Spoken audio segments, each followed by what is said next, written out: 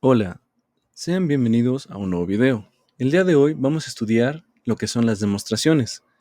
El contenido de este video va a ser una pequeña introducción donde discutiremos sobre el origen de las demostraciones, para qué nos sirven, si todo se puede demostrar. También veremos unos conceptos básicos como teorema, conjetura. También veremos los tipos y métodos de demostración. Vamos a comenzar. Primeramente, ¿qué es una demostración? Una demostración es un razonamiento lógico, paso a paso, que parte de premisas conocidas, ya sean axiomas, definiciones o teoremas previos, y llegan a una conclusión, que es la afirmación que queremos probar. Una demostración se debe de hacer sin dejar ninguna ambigüedad, todo debe de estar muy claro de por qué se hizo tal afirmación. Entonces hay que tener mucho cuidado en eso, porque inclusive a mí me ha pasado de que omites un paso o no justificas bien una acción. Entonces hay que tener cuidado, porque si no, esa demostración sería incorrecta, sin importar que todo lo demás esté bien fundamentado. Si dejamos huecos, corremos el riesgo de que sea inválida. Pero bueno, la pregunta natural sería si siempre los matemáticos han hecho demostraciones. Bueno, las primeras matemáticas, ya sea en Mesopotamia, en Egipto o en China, eran empíricas y utilitarias. Por ejemplo, se resolvían problemas concretos como el reparto de cosechas, construcción de pirámides, etc., sin justificación realmente. Gracias a la influencia de la filosofía, como los presocráticos, Platón o Aristóteles, impulsó la búsqueda de verdades universales, no solo ejemplos prácticos. Se empezaron a usar reglas lógicas para derivar conclusiones de premisas. Los griegos priorizaron la prueba sobre el resultado, mientras que en otras culturas a menudo buscaban primero la utilidad, como los babilonios o egipcios. Sabían resultados importantes, pero no tenían pruebas formales. También en India, matemáticos como Aryabhata o Bhaskara dieron justificaciones, pero a menudo intuitivas. No eran muy claros en sus demostraciones. Los árabes, en el siglo IX a XII, matemáticos como Al-Khwarizmi y Omar Khayyam, combinaron demostraciones griegas con métodos algebraicos. Pero bueno, otra pregunta que podría surgir es de que si en verdad son útiles. Por ejemplo, a mí que me interesaría saber si existe una demostración de tal cosa, o a mí solo me interesa en lo práctico, ¿no? Podrían usar ese argumento. Pero las demostraciones son el fundamento de las matemáticas, ya que validan la verdad de una afirmación, ya sea un teorema, una proposición o un lema, de manera lógica y rigurosa. Justifican de que eso esté bien fundamentado, esté bien hecho, que una fórmula esté bien dada, que sea correcta, o un procedimiento. Estructuran el conocimiento, conectando ideas para construir teorías sólidas, ya que al tener más axiomas, más teoremas ya demostrados, puedes construir una teoría. Ya veremos lo que es exactamente una teoría. Pero bueno, también desarrollan el pensamiento crítico, enseñando a argumentar con precisión. También por eso es importante. Evitan errores, ya que una conjetura no demostrada puede ser falsa. Pero bueno, también otra pregunta, podrían decir que si toda proposición matemática puede ser demostrable. Bueno, no. No toda proposición matemática puede ser demostrable. Y eso se debe a diferentes razones profundas vinculadas a los fundamentos de la lógica y las matemáticas. Una proposición es indecidible si no puede probarse ni refutarse a partir de los axiomas aceptados, como la hipótesis del continuo o el axioma de elección. Algunas afirmaciones no son demostrables porque las proposiciones carecen de definición precisa, son metafísicas o subjetivas. Una proposición será demostrable o no dependiendo del sistema axiomático que se emplee. Por ejemplo, si se cambian los axiomas de Peano, resultados como 1 más 1 es igual a 2, a pesar de ser intuitivo, podría ser no demostrable. Muchas proposiciones aún no se sabe si son demostrables porque no se han encontrado un método o un marco teórico adecuado.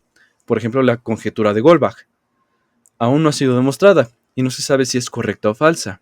O por ejemplo, la conjetura de Fermat, ya ahora teorema. Para demostrarla tuvieron que pasar más de 350 años. Ahora, vamos a ver conceptos básicos que necesitamos tener para poder nosotros entender el lenguaje matemático o inclusive intentar demostrar cosas. Son conceptos importantes que vamos a estar manejando ya sea en este curso o en otros. Primero vamos a definir lo que es un axioma. Un axioma es un enunciado que se acepta sin demostración porque se considera evidente o es el punto de partida para construir una teoría. En la introducción mencioné de que puede haber una demostración para el axioma de elección. Eso no quiere decir que me estoy contradiciendo. Estoy diciendo que es un enunciado que se acepta sin demostración. Bueno, sí puede haber demostraciones de axiomas, pero no en su mismo sistema axiomático. Por ejemplo, sí existen las demostraciones de los axiomas de Peano o de los números reales, pero en otro sistema. De hecho, los axiomas de Peano los vamos a demostrar a partir de la teoría de conjuntos de von Neumann. Pero bueno, lo veremos después. Ahora, un teorema es una afirmación demostrada a partir de axiomas, definiciones o teoremas previos, mediante un razonamiento lógico. Un ejemplo de teorema podría ser el teorema de Pitágoras, el teorema del valor medio. Hay un montón, ¿no? No todos los teoremas tienen nombre. Pero bueno. Un corolario es una consecuencia directa e inmediata de un teorema o proposición ya demostrada. Los corolarios tampoco pueden tener siempre un nombre. Pueden ser el nombre de aquellos que lo demostraron o corolarios que citan a un teorema. Un lema, un resultado auxiliar, es una proposición menos importante que un teorema, pero que se usa para demostrar teoremas más grandes. Una proposición, a diferencia de lo que es un teorema, una proposición puede tener una demostración más sencilla o más inmediata que un teorema. Los lemas tampoco van a tener siempre un nombre, pero conocemos ya varios, como el lema de Gauss, que ya vimos en un video. Una ley se utiliza para referirse a principios o reglas fundamentales que describen patrones o relaciones consistentes en distintas áreas. Aunque no tiene una definición formal y estricta, suele emplearse para nombrar resultados ampliamente conocidos y aplicables, especialmente aquellos con importancia histórica o práctica, como la ley de cosenos, que realmente es un teorema. Ahora, una conjetura es una proposición que se cree verdadera, pero no ha sido demostrada ni refutada. Y una paradoja es una situación o afirmación que contradice la intuición o genera conclusiones absurdas a partir de premisas aparentemente válidas. Un ejemplo de paradoja, pues ya hemos visto también varias en el canal, las paradojas de Cantor, las paradojas de Banach-Tarski, que vamos a ver después, la paradoja de Russell, que mencionamos en un anterior video. Pero bueno, regla.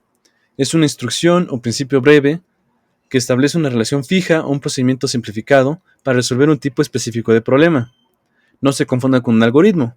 Un algoritmo es un conjunto finito y ordenado de pasos precisos para resolver un problema o realizar una tarea. Ahora, una teoría es un sistema lógico deductivo que organiza axiomas, definiciones, teoremas y reglas para describir y predecir fenómenos en un área específica. También podríamos tener lo que es un modelo, que es una representación concreta, ya sea abstracta o física, que satisface los axiomas de una teoría, proporcionando una interpretación específica. Podríamos también tener un marco, que es un esquema conceptual que organiza ideas, herramientas y métodos para abordar problemas, pero sin la formalidad de una teoría. Un marco teórico es una estructura conceptual que integra teorías, modelos y definiciones para fundamentar una investigación o desarrollo matemático. Y finalmente, una estructura matemática. Una estructura matemática es una tupla formada por un conjunto base, llamado universo de discurso o soporte, operaciones, relaciones y o elementos distinguidos definidos sobre este conjunto. Y pues claro, axiomas o propiedades que se deben de cumplir. Ahora, finalmente veamos los tipos y métodos de demostración que existen. Primeramente tenemos las demostraciones directas.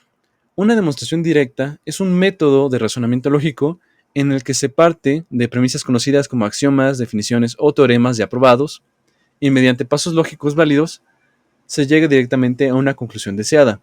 Como un subtipo de demostración tenemos el método constructivo. Una demostración constructiva no solo prueba la existencia de un objeto matemático, como un número, una función o un conjunto, sino que también proporciona un método explícito para encontrarlo o construirlo, ya sea por un algoritmo, por alguna simulación o por un método gráfico o geométrico. También podríamos tener la inducción matemática, que se subdivide en la inducción simple y la inducción fuerte, que ya veremos después. Y también podríamos tener el método de demostración por exhaustividad o el método por casos. Son ejemplos de demostraciones directas. Ya las iremos viendo a lo largo de este curso, su estructura y condiciones y cosas, ¿ok? Pero bueno, también tendremos las demostraciones indirectas. Una demostración indirecta es aquella que no prueba la conclusión directamente, sino mediante métodos alternativos. Podríamos tener demostraciones no constructivas. Una demostración no constructiva es un tipo de prueba matemática que establece la existencia de un objeto, ya sea un número, función o conjunto, sin proporcionar un método explícito para encontrarlo o construirlo. Podríamos tener la reducción al absurdo o la contradicción, o inclusive el método de la contrapositiva. También aquí, en las demostraciones indirectas, podríamos tener métodos de refutación, por ejemplo el contraejemplo, o la demostración de inconsistencia lógica, que es básicamente como encontrar paradojas. Un contraejemplo podría ser ya sea un método de refutación o a favor, dependiendo del contexto, pero pues ya lo iremos viendo a lo largo de este curso. Y también tendremos los métodos probabilísticos, que se basan a partir de probabilidades para encontrar la existencia o inexistencia de algún elemento. Y pues bueno, apenas se los acabo de presentar, ya iremos viendo cada método con su estructura y algunos ejemplos en los siguientes videos. En el siguiente video me voy a enfocar en la teoría de la demostración. El contenido de ese video va a ser los sistemas deductivos, las propiedades de los sistemas lógicos que deben de cumplir y algunos teoremas fundamentales. Entonces, bueno, si les gustó este video, bueno, pueden darle like, suscribirse al canal si así lo desean y pues bueno, nos estaremos viendo en otro video. Muchas gracias, hasta luego.